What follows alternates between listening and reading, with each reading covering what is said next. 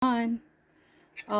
I having my food for today. This is pako and a combination of saluyot. So, all of this ay galing sa farm. This is all organic. Ginisa ko lang sa maraming sibuyas at bawang and konting-konting oil. That's it. No, it's close to laga. But wala pong ano yan. Wala pong nilagay dyan na anything na pampalasa.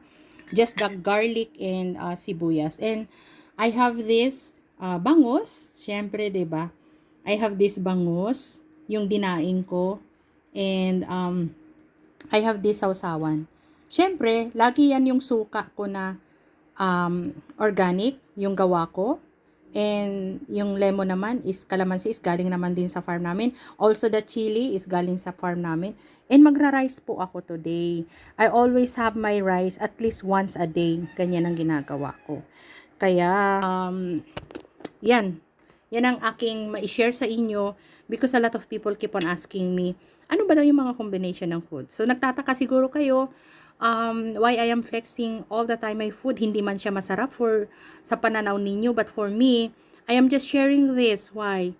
Because I am having my maintenance before. It's 18 capsules, but now I don't have any. No, my doctors removed that. So I'm so thankful. That's why I keep on sharing this. Thank you so much.